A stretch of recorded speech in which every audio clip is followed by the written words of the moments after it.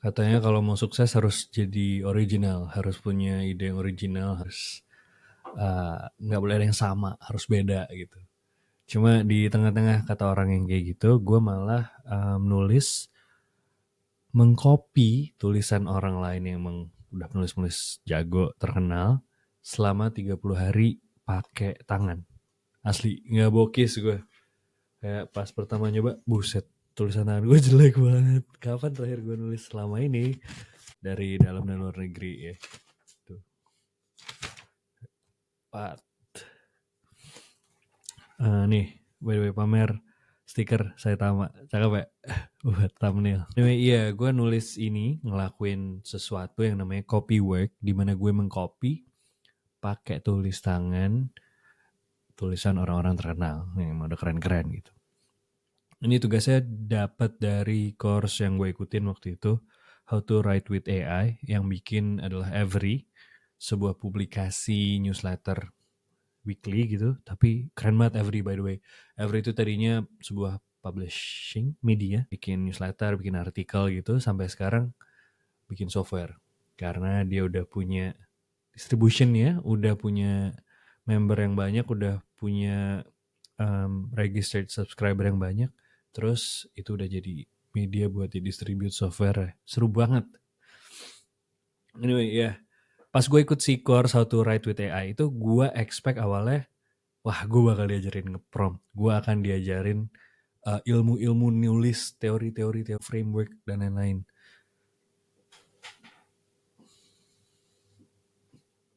Cuma ternyata enggak. Tugas pertamanya adalah gue disuruh copy work itu selama sebulan. Biar apa? Biar kita tahu taste kita.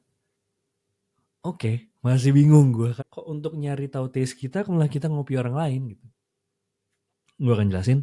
Cuma kenapa nulis tangan, itu juga sebuah hal yang painful, dan 90-an orang kalau nggak salah yang ikutan di situ tuh pada nanya, wih, gue bukannya diajarin teori, diajarin cara nge-prompt, kok gue disuruh nulis tangan gitu. Pada banyak yang nanya juga. Gue DM langsung si Evan yang ngajarin. Ternyata si copywork itu nulis tangannya, karena emang nulis tangan kan emang udah scientifically proven ya. Kalau kita nulis tangan sesuatu, itu kita lebih retain informationnya dibandingkan kalau kita ngetik atau dengar gitu. Jadi itu pakai tangan. Somehow gue lupa deh. Ini gue nggak tahu gue ngarang atau nggak ya. Jadi kalau kita nulis gini ada syaraf yang langsung ke otak kalau nggak salah. Ini gitu. Kenapa nulis tangan? Karena lebih retain. Dan yang gue rasain juga begitu sih pas. Kan capek ya. Nulis tangan itu sesuatu hal yang udah gue lupakan. Nulis tangan tuh capek, pegel. Tapi actually karena capek dan pegel itu jadinya lama nulisnya. Nah, lamanya itu mungkin ya, itu adalah sebuah fitur gitu. Sesuatu yang memang direncanakan, yang harus kita rasakan supaya kita pelan, kita mikir, kita ngerasain kata demi kata yang kita tulis gitu. Jadi kita lebih aware, lebih merhatiin kata-katanya. Asumsi gue kalau ngetik pakai keyboard itu cepet banget kan, apalagi sekarang banyak yang ngetiknya cepet. Kita akan cepet-cepet, kita nggak merhatiin kata-katanya, susunan kalimatnya. Tujuan dari latihannya sia-sia gitu. Nah, ya pegel lama, cuma akhirnya ya beneran gue akhirnya aware terhadap pilihan-pilihan kalimatnya. Terus ya pemilih dari tugasnya kita udah dapat beberapa 20-an gitu. 20-an passage, kayak dikasih satu halaman gitulah, satu halaman Google Docs gitu ya, yang kita tinggal copy. Itu dari situ gue juga dapat banyak penulis-penulis bagus baru yang gue baru tahu, cerita deh tulisannya gini, dan beda-beda. Ketika tiap hari lo ngebaca dan lo mengcopy dan lo menulis pakai tangan tulisan orang yang beda-beda, lo akan ngelihat bahwa wah, anjir beda-beda banget ya tulisan orang ini gitu. Beneran kayak ya ada personality-nya gitu. Ada yang nulisnya direct, pendek-pendek, ada yang tulisnya flowery gitu, nulisnya tuh berbunga-bunga kayak pakai kata kiasan segala macem. Ada yang humor terus, humornya ada yang sarkas, sarkas, satir, segala macam. Jadi kita disuruh nulis 30 hari. Selama 30 hari tadi mengcopy tulisan-tulisan yang udah disediakan. Sisa 10 hari kita nyari sendiri. Gue waktu itu masukin Tim Urban, gue masukin lagi baca Edward Suhadi juga, gue masukin Doi. Siapa lagi? Yang lagi gue baca-baca, gue copy juga tulisannya. Jadi yang gue lakukan selama 30 hari itu, gue tiap pagi bangun nulis. Habis itu happy. Sempat berlanjut beberapa hari, seminggu atau 2 minggu setelah assignment selesai, tapi nggak sustain. Gitu. Ya, kenapa itu dilakukan untuk kita belajar how to write with AI adalah untuk menemukan taste atau selera kita sendiri. Kenapa mengcopy? Karena dari kita mengcopy itu sebenarnya dapetnya dua menurut gue. Yang satu, kita jadi tahu tulisan yang bagus itu gimana, patternnya gimana, susunannya gimana. Karena kan dalam 30 hari lu pelan-pelan nulis itu kan lu, otak lu ngerekam. Ada pattern, ada pola yang berulang. Kayak gimana sih? Oh ini abis ini.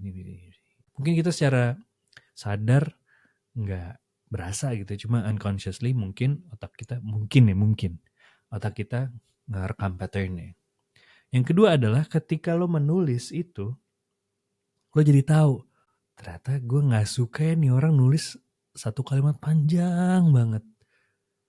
Kok ini orang nulisnya tuh dry banget, nggak ada bercandaan, nggak ngajak engage membacanya gitu. Dengan kita melakukan itu, kita tahu apa yang kita suka, apa yang kita nggak suka. Dan itu hal yang mengejutkan adalah ternyata gue kira gue suka yang flowery, yang rhyming gitu, yang pakai kata-kata yang keren gitu. Gue kira gitu ya, dari gue suka baca fiksi kali ya. Fiction yang high fiction, yang magic gitu kan, dia kadang-kadang suka quotable gitu tulisannya. Cuma ternyata gak sih, gue gak suka. Ternyata gue lebih suka yang direct, yang bisa ngomong pakai bahasa sehari-hari justru, yang bisa bercanda, yang bisa ada humornya. Rada-rada kayak Tim Urban-nya Wait But Why gitu. Tapi gak kayak gitu juga. Jadi ini gue dapat ini, taste gue ini dari ya gue mengcopy dan mempelajari 30 tulisan tersebut gitu. Gue tahu apa yang gue suka, apa yang gue gak suka. Nah, ini sih. Ya, kenapa taste itu penting? Gue tadi udah situ belum sih? Kenapa taste itu penting? Karena kita jadi tahu apa yang kita suka, kita nggak suka, kita jadi tahu taste kita. Dan asumsi gue kalau di dunia dulu sebelum ada AI, taste itu yang ngebuat karya kita itu kita gitu. Makin kita tahu kita autentiknya kayak gimana, makin bagus. Harusnya karya kita apapun itu, nggak harus tulisan. Nah tapi di era AI ini, di mana cost untuk nge-produce konten itu makin murah dan makin cepat, yang membedakan adalah taste kita. Kita sukanya kayak gimana. Karena dengan kita tahu taste kita seperti apa, kita tinggal bilang. Gak cuma tinggal bilang sih. Kita bisa bilang ke AI-nya, bikinnya yang kayak apa. Kita juga bisa tahu hasil yang dibuat AI ini, dalam hal ini konteksnya adalah tulisan, bagus apa enggak. Gitu. Kalau kita nggak tahu taste kita kayak gimana, kita main terima aja hasil AI-nya, sama semua orang, kita nggak sih? Nah, taste ini sebenarnya penting di semua hal ya. Dalam semua yang lo kerjakan. Nggak harus tulisan doang. Mungkin lo bikin visual, mungkin lo bikin desain, mungkin lo ngedit video, mungkin lo ngerekam video, mungkin lo bikin proposal, mungkin lo nyusun deck, mungkin lo bikin lagu. Apapun itu, apapun karya lo harus tahu taste lo seperti apa. Karena itu yang membedakan kita dan yang lainnya. Dan di era AI ini, taste kita makin penting ngebedain kita dengan yang lain, dan kita yang pakai AI dengan baik, dan kita dan orang lain yang pakai AI dengan kurang baik.